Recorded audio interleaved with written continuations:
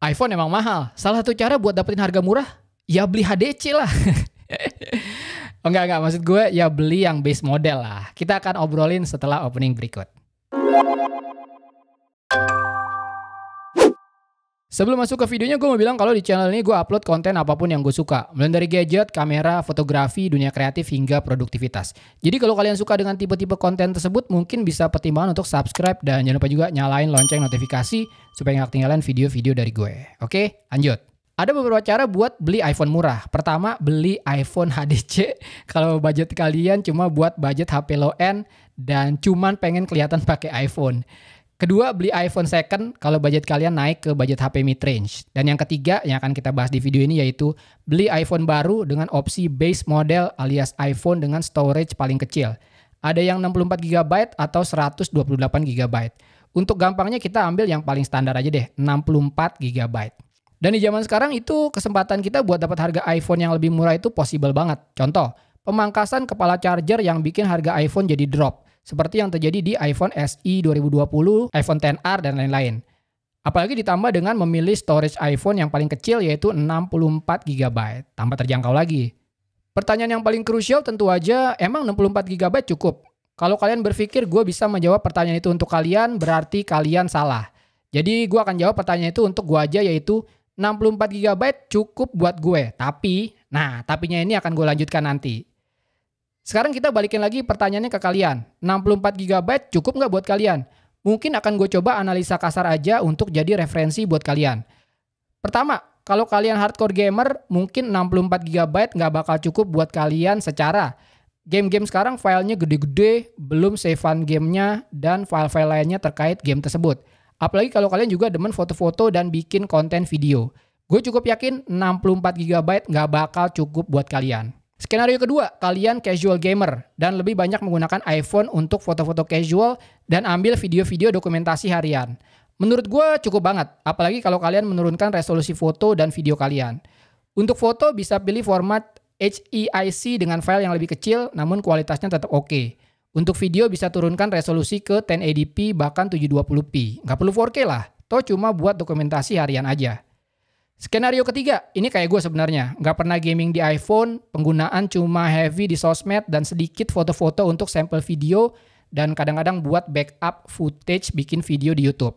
Ini mah nggak usah ditanya lagi, udah pasti cukup. Nah, setelah gue mapping skenario penggunaan iPhone barusan, kalian bisa mengira-ngira kalian ada di kategori yang mana dan bisa memutuskan apakah kalian bisa mengambil iPhone base model 64GB atau harus naik ke 128GB atau 256GB. Kekhawatiran yang cukup logis adalah, ya kayaknya sih sekarang cukup ya, tapi nanti kalau penuh gimana? Yes, soal storage, iPhone memang ketinggalan dari Android yang kebanyakan menyediakan opsi expandable storage dan gak harus khawatir lagi soal storage. Namun, Apple juga bukan tanpa solusi. Mereka pasti ngasih solusi kok. Dan solusinya sudah pasti yang bikin kita keluar duit lebih banyak lagi. Solusi tersebut tidak lain adalah iCloud Storage. Yes, penyimpanan tambahan dengan sistem subscription. Nah, gue terusin jawaban gue yang tadi di awal video ya. Buat gue 64GB cukup, tapi gue juga langganan iCloud Storage. Gue langganan yang 200GB dengan harga Rp45.000 per bulan.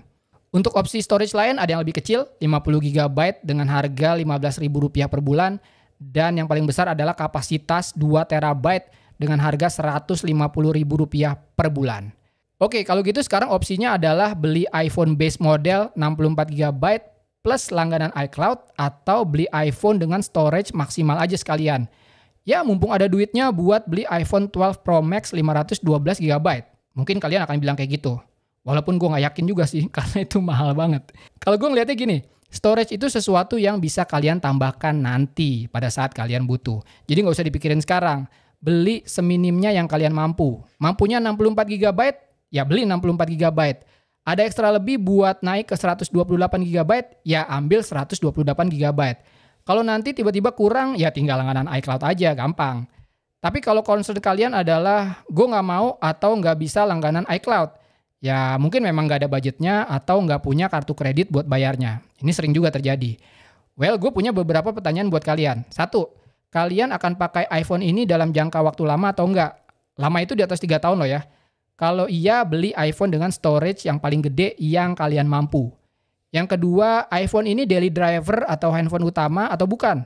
Kalau iPhone kedua dengan penggunaan yang lebih minimal dari HP pertama, kayaknya nggak ada keperluan juga buat beli iPhone dengan kapasitas storage yang besar. Ambil yang paling kecil aja. Yang ketiga, iPhone ini digunakan secara ekstensif untuk kerja atau enggak. Artinya, ini iPhone yang memang benar-benar digunakan buat cari uang. Misalnya bikin konten pakai HP dan nggak punya device lain. Saran gue ambil yang cukup gede, 128 GB atau 256 GB. Kalau hitungannya udah buat kerja dan memang bisa menghasilkan uang, ngelihatnya udah bukan sebagai barang konsumtif lagi, tapi lebih ke sebuah investment. Dan jangan sampai mengorbankan kualitas kerjaan karena masalah-masalah di kemudian hari yang ditimbulkan akibat dari storage yang mulai menipis. Jangan. Nah, mungkin itu sedikit yang bisa gue sampaikan. Mungkin bisa berguna buat kalian yang sekarang sedang kebingungan buat mutusin pilih iPhone dengan storage paling kecil atau yang gede sekalian. Buat kalian yang udah punya iPhone, storage iPhone kalian berapa? Dan apa pertimbangan kalian pada saat memilih iPhone dengan kapasitas tersebut? Dan kalian langganan iCloud Storage juga atau enggak? Silakan tulis di kolom komentar. Seperti biasa, klik like kalau kalian suka video ini, dislike aja kalau nggak suka.